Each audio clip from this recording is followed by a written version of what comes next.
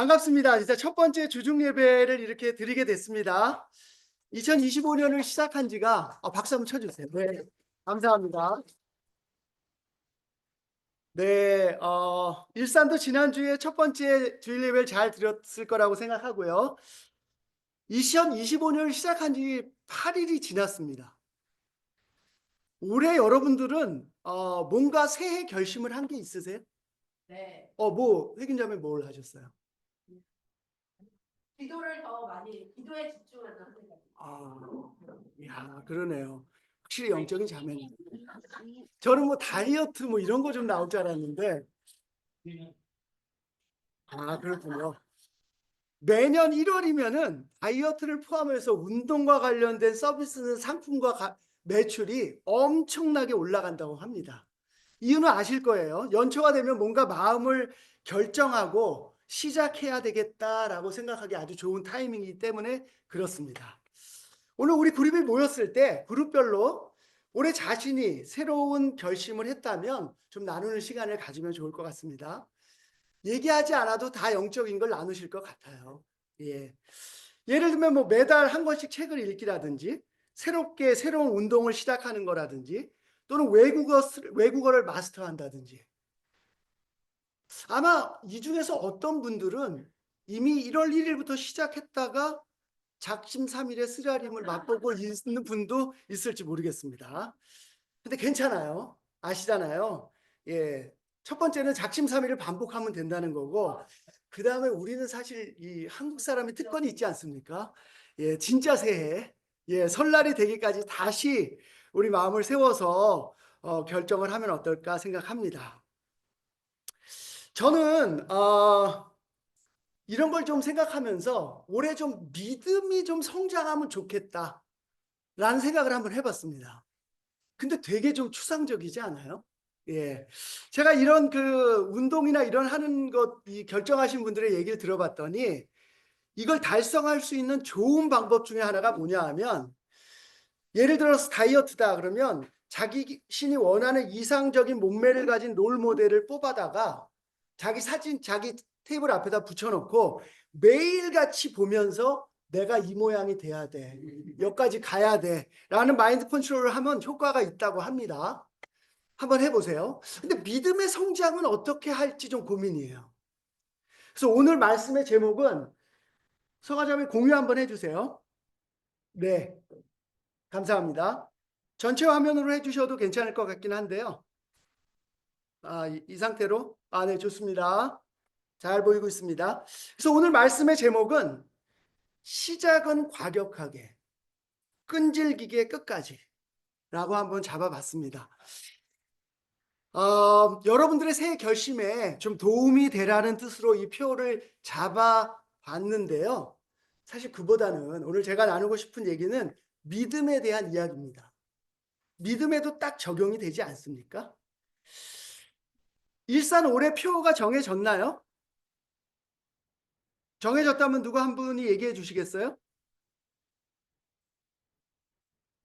네. 아직 안 정해진 것으로 하고, 올해 잠실의 PSW 표는 하박국 3장 18절 말씀입니다. 슬라이드 한번 넘겨주세요. 네. 그래서 잠실에 오시면 이번에는 주님 안에서 함께 찾는 기쁨을 표로 해서 하박국 3장 18절을 중심으로 많은 말씀들을 들으실 수 있을 겁니다. 1월에 제가 지난번 첫 번째 예배 말씀을 준비하면서 2025년의 표 구절이 들어있는 하박국을 열심히 좀 읽어봤습니다. 그때 사실은 이 표보다 제 마음속에 더 들어온 구절이 있었어요. 다음 슬라이드 한번 보여주세요. 지난 일요일 날 나누지는 않았지만 하박국 2장 4절에 보면 이런 말씀이 있습니다. 마음이 한껏 부푼 교만한 자를 보아라. 그는 정직하지 못하다. 그러나 의인은 믿음으로 산다.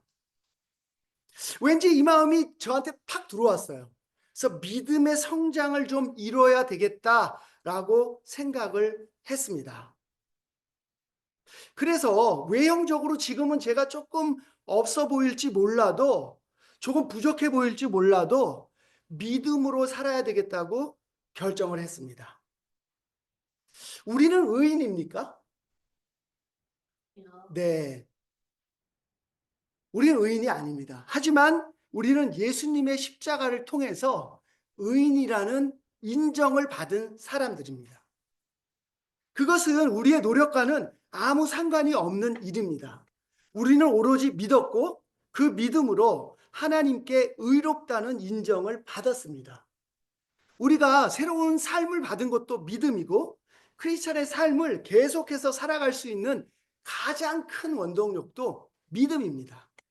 그래서 저는 제 믿음이 성장하기를 바랍니다. 성경을 몇 시간씩 읽어야 더 믿음이 성장할까? 기도를 몇 시간씩 더 해야 성장할까? 다시 거리에 나가서 전도를 해야 될까? 좀 구체적인 방안도 생각을 하고 있는데요. 아직 설날이 안 왔기 때문에 결정을 하진 않았습니다. 사실 크리스찬에게는요, 믿음이 전부입니다. 믿음이 커진다면 지금 우리가 겪고 있는 어떤 어려움도, 어떤 문제도 이겨낼 수가 있기 때문에 그렇습니다. 크리스찬에게 있어서 믿음은 어쩌면은 요술 램프와 같은 겁니다. 하나님은 모든 문제의 해답자이시지 않습니까? 그리고 왕 중의 왕이 아니십니까? 그런 하나님이 내 삶과 연결되기 위해서는 우리의 믿음이 필요합니다. 믿음이. 바로 그분을 우리 삶에 들어오게 하는 연결고리예요. 지금 여러분의 믿음은 성장하고 있습니까? 그래요. 혜균 자매가 오늘 콰이어 타임을 굉장히 잘하고 온 것 같습니다. 만약에 점수를 준다면 몇 점 정도를 줄 수 있을까요? 그건 모르고. 네. 좋습니다. 자, 이 시간을 통해서 각자의 우리 믿음을 한번 점검해보고 우리 믿음이 성장하는 것은 무엇인지 한번 생각을 해봅시다. 다음 슬라이드 한번 보여주십시오. 히브리서 11장 6절. 11장을 아시죠? 믿음의 장입니다. 여기서 6절에서 이렇게 얘기하고 있어요. 믿음이 없이는 하나님을 기쁘게 해드릴 수 없습니다. 하나님께 나아가는 사람은 하나님이 계시다는 것과 하나님은 자기를 찾는 사람들에게 상을 주시는 분이라는 것을 믿어야 합니다. 우리는 반드시 믿어야 합니다. 무엇을? 하나님이 계시다는 것과 그분에게 나갈 때 상을 주신다는 사실을 믿어야 합니다. 저에게도 똑같이 제 믿음이 몇 점이나 될까 생각을 해봤고 점수를 줘보려고 했는데 맞아요. 참 어려운 질문이더라고요. 왜냐하면 어떤 때는 내가 이런 담대한 믿음이 있을까라는 생각이 들다가 어떤 상황에서는요. 아예 믿음이 없어지는 것을 경험하다 보니까 극과 극을 왔다 갔다 했으니 점수를 매긴다는 것은 거의 불가능한 얘기입니다. 그래서 제가 이 말씀을 준비하면서 내 믿음에 가장 큰 변화가 있었던 때가 언제일까라고 한번 생각을 해봤습니다. 여러분에게 있어서 여러분의 믿음에 가장 큰 변화가 있던 때는 언제였나요? 힘들 때. 네. 저는 그 질문을 저한테 던지면서 제가 바로 세례를 받기로 결정했던 그 즈음이었던 것 같다고 생각했습니다. 그때를 생각하면 너무 신기했어요. 어디서 그런 믿음이 나왔는지 모르겠습니다. 그동안 내가 살았던 방식과는 완전히 다른 방식으로 살기로 결정한다는 것이 쉬운 일이 아니었거든요. 두려움도 있었는데요. 그 두려움보다는 그렇게 살아야 되겠다는 결정이 훨씬 컸습니다. 그래서 그 결정으로 사실 이 자리까지 오게 됐습니다. 하나님의 말씀을 우리 삶의 가장 앞에 두겠다는 결정은 우리 모두에게 큰 도전입니다. 하지만 여기 계신 모두 우리가 그 큰 도전을 어떤 믿음인지 모르지만 뚫고 이 자리까지 와 있습니다. 그때 저의 믿음을 생각하면 한마디로 얘기하면 악역했던 것 같습니다. 그게 어느덧 34년 전의 이야기가 됐네요. 지금까지 올 수 있었던 게 모두 하나님의 은혜라고 생각합니다. 저는 믿었는데 사실은 한 것이 없지만 하나님의 믿음으로 은혜로 여기까지 왔습니다. 제 믿음은 34년 동안 요동쳤고 흔들렸고 불안했고 정말 힘든 상황도 많았습니다. 근데 이 자리까지 왔습니다. 여러분도 모두 그렇습니다. 여러분은 성경 속 인물 중에서 이 과격한 믿음을 생각하면 누가 좀 떠오르세요?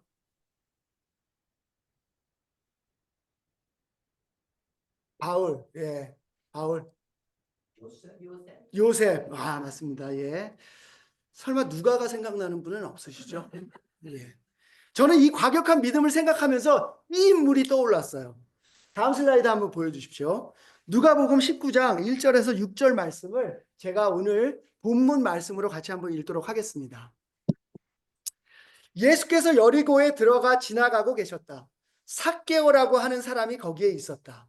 그는 세관장이고 부자였다. 삭개오는 예수가 어떤 사람인지를 보려고 애썼으나 무리에게 가려서 예수를 볼 수 없었다. 그가 키가 작기 때문이었다. 그래서 그는 예수를 보려고 앞서 달려가서 뽕나무에 올라갔다. 예수께서 거기를 지나가실 것이기 때문이었다. 다음 슬라이드요. 예수께서 그곳에 이르러서 쳐다보시고 그에게 말씀하셨다. 삭개오야, 어서 내려오너라. 오늘은 내가 내 집에서 묵어야 하겠다. 그러자 삭개오는 얼른 내려와서 기뻐하면서 예수를 모셔 들었다. 그런데 사람들이 이것을 보고서 모두 수군거리며 말하였다. 그가 죄인의 집에 묵으려고 들어갔다. 삭개오가 예수님과 처음 만나는 장면입니다. 우리가 말씀을 통해서 알 수 있는 삭개오에 대한 정보는 몇 가지 없습니다. 첫째, 앞에 슬라이드 한번 보여주실래요? 네, 그는 세관장이었습니다. 그는 부자였어요. 그리고 그는 키가 작았다고 합니다. 이름은 삭개오예요. 이 삭개오라는 이름은요, 히브리어로 얘기하면 굉장히 순수하고 맑은 이란 뜻이 있는 거예요. 근데 이걸 사람에 적용하면 의인이라는 말도 된답니다. 아마도 유대인들 사이에서 이 이름은 의인에게 붙여지는 이름이었을 것 같아요. 또는 부모가 너는 의인이 되어라 하고 붙여준 이름이었을 겁니다. 근데 삭개오는 이 이름마저도 놀림거리가 됐을 것이 확실합니다. 왜냐하면 삭개오는 그를 묘사하는 몇 가지 단어들로 보면 그와는 정반대의 삶을 살았기 때문입니다. 하박국에 나오는 의인은 믿음으로 산다가 아니라 그는 정반대로 정직하지 못했고요. 비리의 의혹을 수없이 받았고요. 죄인의 모습으로 살았을 가능성이 높습니다. 아까 7절에서 보셨죠? 모든 사람들이 수군거렸어요. 아, 저 사람이 예수가 죄인의 집으로 가는구나. 조금 더 들어가 보면은요, 진짜 이 세관장이라고 하는 직업은요, 당시 유대인으로서 보면 로마의 앞잡이라는 말과 같습니다. 이 세관장들은요, 부자가 안 될 수가 없습니다. 왜냐하면 100% 비리와 연루되어 있어서 세금을 더 걷고 적게 벗고 또 사람들한테 뒷돈을 받아가면서 살던 직업이기 때문에 그렇습니다. 유대를 지배하던 로마는 유대인 세리를 두고서 그들에게 자신들의 민족에게 세금을 걷게 하고 그 안에서 남은 돈으로 월급을 가져가게 했다고 합니다. 그러니 세관장까지 올라가고 부자라면 엄청난 비리를 저지를 수밖에 없는 사람이에요. 이 유대인에게 부과됐던 세금을 보면은요, 거리의 통행세, 물품 교육에 부과된 세금 같이 굉장히 다양한 식으로 세금을 걷었다고 합니다. 간접세만 14개를 부과를 했다 그래요. 엄청나지 않습니까? 이 삭개오는 비리로 악착같이 돈을 모아 부자가 된 것이 거의 명백합니다. 그리고 모든 사람들의 비난을 받던 직업을 가지고 있었던 거죠. 자국민을 쪼아서 비리를 저지르고 부자가 된 삭개오. 키가 작다는 자격지심을 가졌을 것이 확실한 삭개오. 자국민에게 정말 멸시받았던 이 삭개오가 드디어 예수님을 만나는 겁니다. 예수님의 소식을 듣고서 그는 만나기 위해서 달려갔어요. 근데 키가 작으니까 볼 수가 없었습니다. 근데 그 다음 구절에 어떻게 해요? 4절에 보면은요, 예수를 보려고 앞서 달려가서 뽕나무에 올라갔다. 두 번째 시도는 어떻게 하냐 하면요, 그 마을의 지형을 잘 알고 있었기 때문에 예수가 저기 입구에서 들어오면 아마 여길 거쳐서 여길 지날 거야 라고 생각을 해서 미리 그 앞서 갑니다. 그리고 그 길목에 있는 가장 높은 뽕나무 위에 올라갑니다. 근데 그때 예수님이 어찌 된 일인지 이 삭개오를 알아보세요. 그리고 삭개오에게 얘기합니다. 그 나무에서 이제 내려와라. 다음 슬라이드입니다. 자신과 함께 집에 머무르겠다고 하십니다. 삭개오가 이 예수님을 만나려고 하는 이 과격함과 모든 것을 동원해서라도 만나야 되겠다고 하는 이 전략은 대체 어디서 나온 것일까요? 삭개오를 묘사했던, 그리고 제가 설명했던 것을 미루어 보면 이 삭개오의 삶은 굉장히 오랫동안 외로웠을 확률이 높습니다. 제사를 많이 얻었지만 그것이 그의 외로움을 달랠 수는 없었을 겁니다.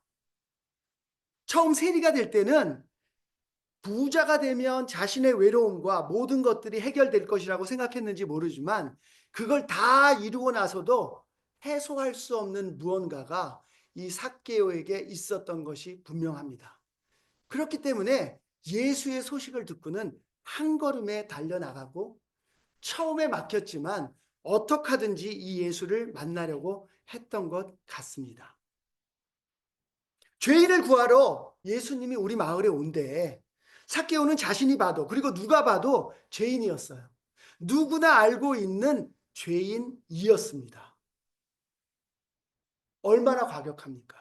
우리 모두의 믿음의 시작도 이처럼 과격했습니다. 그렇지 않습니까? 그렇죠? 여러분 아직도 이 믿음의 과격함이 있으세요?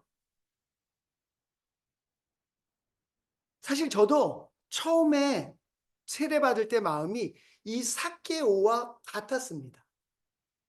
죄책감에 휩싸인 저의 삶에 있어서 정말 죄에서 해방될 수 있다라는 하나님의 말씀이 마음에 들어왔을 때 구세주를 만난 느낌이었습니다. 예수님이 없어도 겉으로는 멀쩡해 보이는 삶처럼 보였지만 삭개오가 가지고 있는 키에 대한 컴플렉스보다 훨씬 더 많은 컴플렉스들이 제 마음속에 자리 잡고 있었습니다. 그분이 저에게 와서 내려와 같이 머물자는 소리는 진짜 획기적이었어요. 여러분도 그렇지 않았나요? 그렇다면 그때 믿음이 지금도 그대로 유지되고 있는지 한번 이 시간 여러분의 믿음을, 마음을 살펴보시기 바랍니다. 그때는 우리가 예수님을 만나기 위해, 형제들을 만나기 위해, 자매들을 만나기 위해 만사를 제쳐놓고 달려나갔습니다.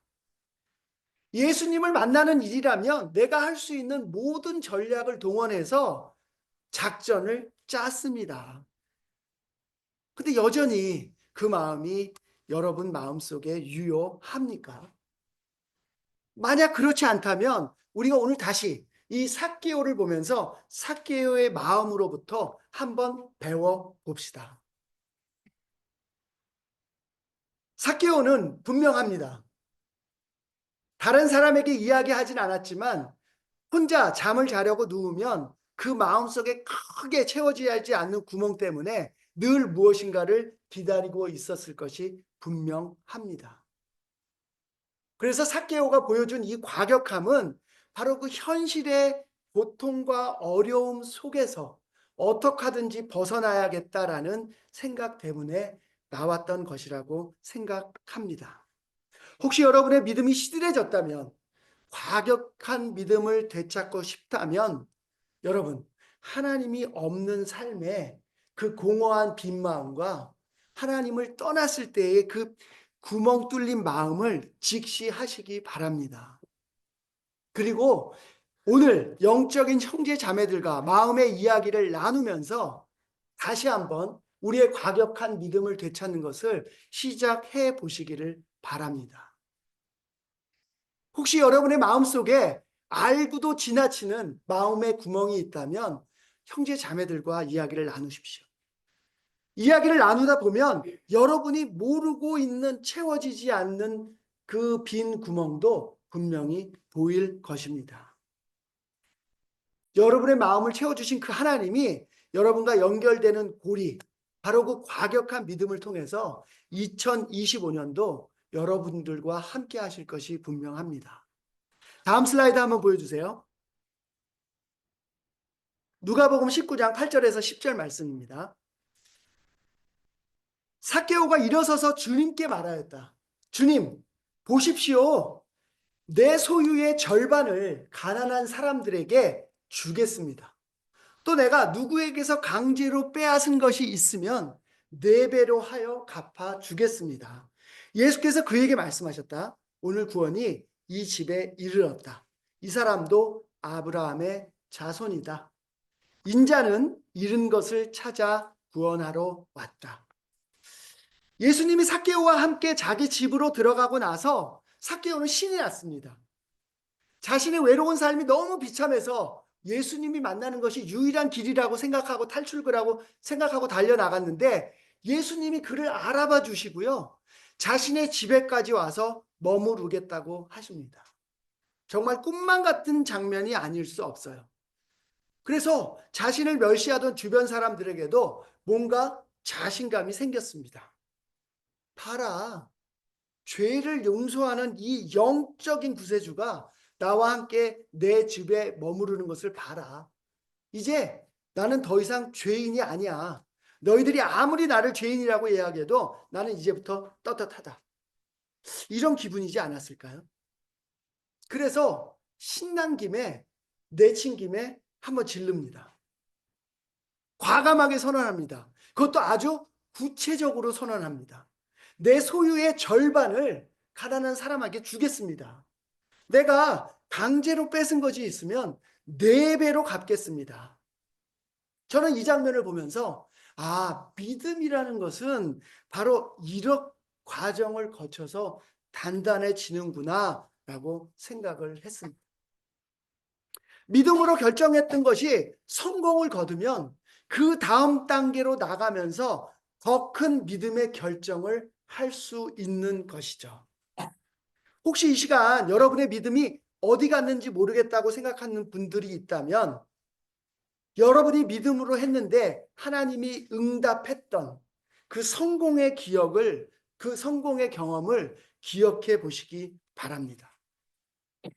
비록 여러분이 생각하기에는 그때는 되게 크게 생각된 성공이었는데 그건 너무 작은 믿음의 성공인데 라고 생각하는지도 모르겠어요. 하지만 하나님 앞에서는요, 작은 일과 큰 일이 없습니다. 우리가 믿음으로 나아갈 때 그분은 상을 주신다고 하셨어요. 그 일이 큰 일이건 작은 일이건 그분은 믿음을 가진 사람에게 축복을 하겠다고 하셨습니다. 삭개오를 보십시오. 그분의 얼굴을 한번 보겠다고 달려나갔고 처음 계획을 이루지 못하자 자신의 지혜와 경험을 동원해서 뽕나무 위에 올라가서는 자신의 지속적인 결단으로 예수님을 보게 됩니다. 그 작은 성공 경험으로 예수님은 삭개오를 알아봐 주세요. 신이 난 삭개오의 모습은 자신의 재산을 다 던집니다. 이 선언이요, 충동적인 것처럼 보이지만 사실 그렇지 않았을 겁니다. 아까도 얘기했지만 이 세리라고 하는 사람들은요, 누구보다 돈에 민감한 사람들입니다. 그가 이렇게 구체적으로 수치를 이야기했다고 하는 것은 정말 그의 믿음이 작은 성공 경험으로 크게 성장했음을 볼 수 있습니다. 그러나 어쩌면 예수님을 만나기 전부터 자신이 비리로 모은 돈에 대한 죄책감과 그것을 해결할 수 없는 것 때문에 마음이 안절부절하고 무엇인가 간절했던 것 같습니다. 바로 이런 간절함이요. 그런 간절함에 시작해서 예수님을 만나게 된 것이고요. 그 간절함이 인정을 받게 된 것입니다. 그래서 지금 삭개오가 보여준 이 모든 장면들은요, 결국 그가 가지고 있는 간절함에서 나온 믿음의 표현입니다. 삭개오는 예수님이라면 나의 외로움, 죄 해결해 주실 것이라고 믿었습니다. 그리고 그 일이 이루어졌습니다. 그리고 더 큰 자신의 재산을 내놓겠다는 결정을 합니다. 우리 모두가 세례 받았을 때 결정했던 그 믿음은 다 유사합니다. 이 삭개오가 가진 과격함과 유사합니다. 우리 모두 기억합시다. 그때 예수님을 만나기를 원했던 우리의 그 간절함을 다시 한번 기억해 냅시다. 그리고 우리가 보여줬던 과격한 믿음을 다시 한번 우리 삶에서 되살려 봅시다. 그 믿음으로 얻은 소중한 승리를 바탕으로 2025년에 더 큰 것에 한번 도전을 해 봅시다. 마지막 구절입니다. 디모데후서 4장 7절에서 8절 말씀이에요. 나는 선한 싸움을 다 싸우고 달려갈 길을 마치고 믿음을 지켰습니다. 이제는 나를 위하여 의의 면류관이 마련되어 있으므로 의로운 재판장이신 주님께서 그날에 그것을 나에게 주실 것이며 나에게만이 아니라 주님께서 나타나시기를 사모하는 모든 사람에게도 주실 것입니다. 새 결심을 끝까지 밀고 가기 위해서는 우리가 도전하는 것을 가지고 우리가 어떤 모양이 될지를 한번 기억해 보라고 제가 얘기를 했습니다.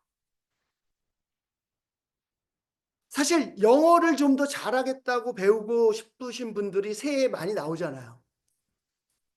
우리 혜균 자매에게 어떻게 영어를 잘할 수 있을지 물어보는 것이 첫 번째 필요해 보입니다. 우리와 함께하는 국제부의 통역을 늘 맡아주고 있어서 국제부를 만날 때마다 혜균 자매 얘기를 해요. 너무 감사하다고요. 영어를 배울 때 그렇지 않습니까? 막연히 영어를 잘해야 되겠다가 아니라 영어를 배워서 구체적으로 나는 이거를 뭐에 좀 사용을 해야 되겠다라고 목표를 분명하게 하면, 그리고 그걸 계속 떠올리면서 공부를 하면 좀 더 도움이 되지 않습니까? 어떻게 혜균자매 어떻습니까? 네. 그 도움이 좀 더 되죠? 네. 예. 그래서 저도 이걸 올해 저의 영적 새 결심에 적용해 보려고 생각을 했습니다. 그래서 떠오른 구절이 이 구절이었어요. 저는 믿음의 성장을 하고 싶은데 믿음이 성장하면 구체적으로 그걸 가지고 뭘 할 수 있지? 내가 뭘 하고 싶은 거지라고 제 자신에게 한번 물어봤습니다. 근데 믿음의 성장이라는 것이요, 점수를 매기기도 어려운 것처럼 이게 성장했을 때 내가 구체적으로 어떤 내 삶이 바뀔까? 뭐에 적용을 해야 되지? 라고 좀 막연한 부분이 있습니다. 믿음이 커진다는 것이 정말 요술 램프 속에 하나님을 빠르게 부를 수 있는 도구도 아니잖아요. 근데 저는 이 구절이 떠올랐습니다. 그리고 생각했습니다. 내가 믿음에 대한 새 결심을 포기하고 싶을 때마다 이 말씀에서 이야기하고 있는 마지막 순간에 주어질 의의 면류관을 생각해야겠구나라고 생각했습니다.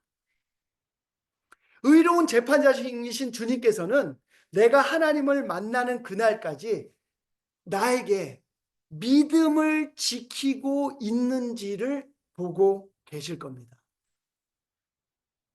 믿음의 성장이 아니라 그 믿음을 그대로 지키고 있는지를 보실 거예요. 이 면류관은 주님이 나타나시기를 사모하는 모든 사람에게 주어집니다. 우리는 그날까지 믿음을 지켜야 합니다. 믿음은 제가 생각하는 것처럼 우상향하면서 성장하고 목표한 점수를 달성하면 그 다음 단계로 넘어가는 그런 개념이 아니었던 거예요. 믿음은 다른 이름을 한번 붙여본다면 끈질기게 끝까지 라는 말로 바꿔볼 수 있다고 생각했습니다. 믿음이 잠깐 성장했으니까 이제는 작은 문제는 마스터하고 큰 문제로 넘어가야지 라는 것이 절대 아니고요. 7절에서 이야기하는 것처럼 선한 싸움을 다 싸우고 달려갈 길을 마칠 때까지 지켜야 하는 가장 소중한 것이라는 겁니다. 여기서 믿음을 지킨다는 것은요, 전쟁과 같다고 표현하고 있어요. 전쟁은요, 작은 전쟁, 큰 전쟁이 없습니다. 방심하면 언제든지 목숨을 잃어버리는 것이 전쟁이에요.